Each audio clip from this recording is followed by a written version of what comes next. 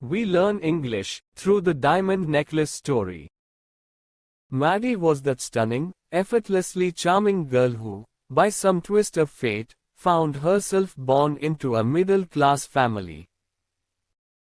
Lacking a dowry, connections, or any real hope of catching the eye of someone wealthy and powerful, she ended up marrying a guy who worked a desk job at the Department of Education.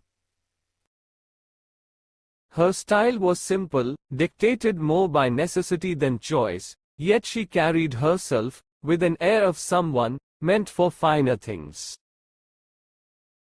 In her world, it wasn't about your last name or your bank account. It was beauty, poise, and the ability to captivate a room that set you apart, often elevating ordinary women to stand among the most esteemed. Maddie lived in a constant state of longing, feeling deep down that she was destined for a life filled with the finer things. The modesty of her apartment, with its plain walls, outdated furniture, and drab curtains, was a daily torment. To her, these were not mere inconveniences, but reminders of what her life could have been. The sight of her cleaner, a young woman from the countryside, only deepened her yearning for luxury, stirring up fantasies of grand halls, elegant soirees, and the company of the elite. Sitting down to yet another basic meal, across from her husband, who seemed genuinely excited about something as mundane as soup, Maddie couldn't help but dream of lavish dinners, exquisite silverware, and being surrounded by opulence and admiration. She craved the glamour, the attention, and the envy of others, feeling trapped in a life far removed from her desires. Maddie had a wealthy friend from her school days, whom she now avoided, as the visits only served to deepen her dissatisfaction with her own circumstances. Then, one day, her husband came home, beaming, waving an envelope in the air, proclaiming, "Got something for you." Eagerly, she opened it, only to find an invitation to an exclusive event at the Ministry of Public Instruction. But instead of excitement, she felt frustration, tossing the invite aside, and bitterly wondering, what am I supposed to do with this? Alex, taken aback, tried to reason with her. I thought you'd be excited. It's a rare chance to get out and mingle with the big shots. It wasn't easy to get. This event is exclusive, and they're hardly inviting any clerks. Everyone who's anyone will be there. Maddie shot him a look of pure irritation, and snapped, "And what exactly am I supposed to wear?" Alex hadn't considered that. He stumbled over his words. "What about your theater dress? It looks great to me." But seeing Maddie's tears, he realized the depth of her distress. "What's wrong? Talk to me," he urged. With a monumental effort, Maddie calmed herself and said, wiping away tears, "It's nothing. It's just, I don't have a dress for the ball. Maybe give your invite to someone else, someone who can afford to dress the part." Alex felt a wave of despair, but quickly tried to find a solution. "Let's think this through. How much would a decent dress cost? Something you could wear again, nothing too fancy."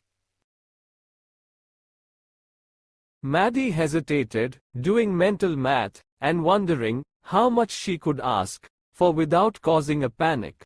"I'm not sure, but maybe 400 francs could cover it." Hearing the amount made Alex pale. He had been saving exactly that amount for a hunting trip. Nonetheless, he committed. "Okay, 400 it is. Just make sure it's a dress you love." As the event approached, Maddie grew increasingly anxious. "Even with the new dress, what's bothering you?" Alex asked one night, noticing her mood.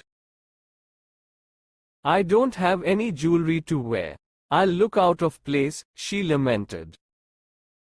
Why not wear flowers? They're in fashion these days, Alex suggested, trying to be helpful. Maddie dismissed the idea. That just screams, poor. I'd rather not go. Exasperated, Alex suggested, why don't you borrow something from your friend, Madame Forestier? You're close enough to ask. A spark of hope lit in Maddie. That's brilliant. Why didn't I think of that? The next day, she visited her friend, sharing her woes. Madame Forestier opened her jewelry box, offering Maddie her choice. Maddie's eyes danced over bracelets, a pearl necklace, and finally landed on a diamond necklace that took her breath away. Clasping it around her neck, she was mesmerized by her reflection. Can I borrow just this one? She asked, a mix of excitement and nervousness in her voice. Of course, dear, Madame Forestier replied, unaware of the whirlwind of emotions she had just unleashed. Maddie hugged her friend tightly, then hurried home, with her borrowed treasure, her heart racing with anticipation and dread. The night of the gala, Maddie was the star. She outshone every other guest, with her elegance, grace, and radiant joy. Men from all corners of the room sought her out, wanting to know her, to dance with her. Even the minister took notice. She danced with abandon, utterly lost in the joy of the moment, basking in the adulation and the sense of victory such attention brought. It was a euphoria, a cloud of pure happiness, made of compliments, longing looks, and the thrill of being the evening's standout. The party wound down at the break of dawn. Alex had been asleep for hours, in a side room, alongside other husbands detached from the festivities. Throwing a simple wrap over Maddie's shoulders, a stark contrast to her glamorous gown, highlighted the night's transformation, from fantasy back to their modest reality. She cringed, not wanting the other, fur-clad women to see her now. Wait, let's find a cab. You'll freeze, Alex insisted, but Maddie, in her haste to leave, barely heard him. They ended up on a chilly street, struggling to hail a cab, until they found one of the old night cabs, hidden by day, now their only ride home. Back in their apartment, the magic of the night seemed a distant memory. It was then, in front of the mirror, trying to capture one last glimpse of her evening's glamour, that Maddie's heart sank. The necklace was gone. What's going on? Alex, half undressed, saw the panic in her eyes. I've lost it. The necklace, Madame Forestier's necklace is gone, she stammered, disbelief and fear mingling in her voice. How could that be? Alex was dumbfounded. They searched every inch of her dress, coat, pockets, no luck. Are you sure you had it when we left? He pressed. Yes, absolutely. It must have been in the cab, she reasoned, hopelessness in her tone. Did we get the cab number? Neither had thought to. Desperate, Alex decided to retrace their steps, hoping against hope to find it. Maddie, drained and defeated, couldn't muster the strength to move, sitting in her ball gown, lost in a haze of despair. Alex returned as the morning light crept in, empty-handed and exhausted. Alex scoured the city, from the police station to newspaper offices, offering a reward, even visiting all the cab companies, clinging to a sliver of hope. Maddie spent the day gripped by a paralyzing fear, dreading the fallout from this disaster. When Alex returned that night, his face gaunt, his spirit crushed, he had nothing to show for his efforts. "We'll say the clasp broke and it's being fixed," he suggested, a desperate plan to buy them time. Following his lead, Maddie penned a note to her friend, feigning calm.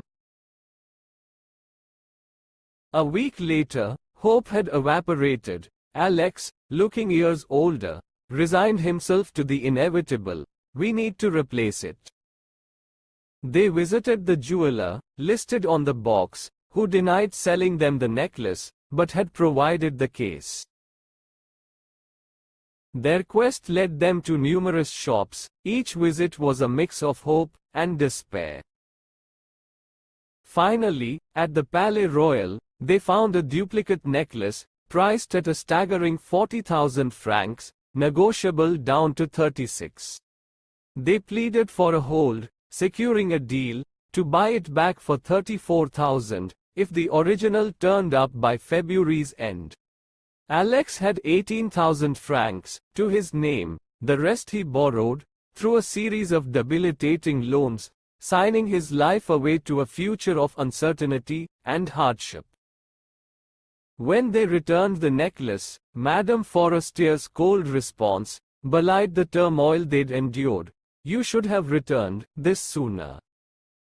She never checked the box, never suspected the switch. But the cost was monumental for Maddie and Alex. Their lives transformed overnight. They fired their maid, moved into a cramped attic, and Maddie learned the harsh realities of domestic drudgery. Her once delicate hands now scrubbed pots and carried heavy loads, her beauty hidden beneath the wear of manual labor. Every month was a battle with debt, Alex taking on extra work, his nights consumed by ledgers and manuscripts for meager pay. This new existence stretched on for 10 long years, until every debt was paid, at the cost of their youth and happiness. Maddie, now aged beyond her years, bore the physical marks of their struggle.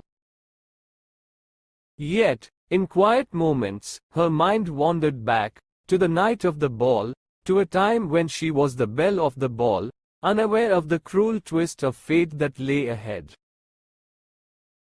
What if she had never lost that necklace? It's a question that haunts us, a reminder of how life's tiniest twists can have monumental consequences. One Sunday, seeking solace from her toils, Maddie found herself strolling through the Champs-Élysées. There, she spotted Madame Forestier, as radiant as ever, with a child by her side. Compelled to reconnect, and perhaps find closure, Maddie approached her. "Greetings, Jean," Madame Forestier, taken aback by this unrecognizable woman, hesitated. I'm sorry, do I know you?" "It's me, Mathilde Loisel." Recognition sparked shock. "Oh, Maddie, you've changed so much." "Yes, it's been a tough few years, marked by hardship, all because of that night." "Because of me? But how? Do you remember lending me a diamond necklace for that ball?" "Of course, but you returned it." "That's just it. I lost your necklace. The one I returned was a replacement. It took us 10 years to pay off." Madame Forestier froze, the gravity of the situation dawning on her. "You mean to say, you replaced my necklace with real diamonds?" "Yes, and we never noticed the difference, did we?" Maddie managed a bittersweet smile. The revelation hit Madame Forestier hard. Taking Maddie's hands in hers, she shared the devastating truth. "My dear Maddie, My necklace was an imitation, worth no more than 500 francs. The end. For more videos, subscribe and like my channel.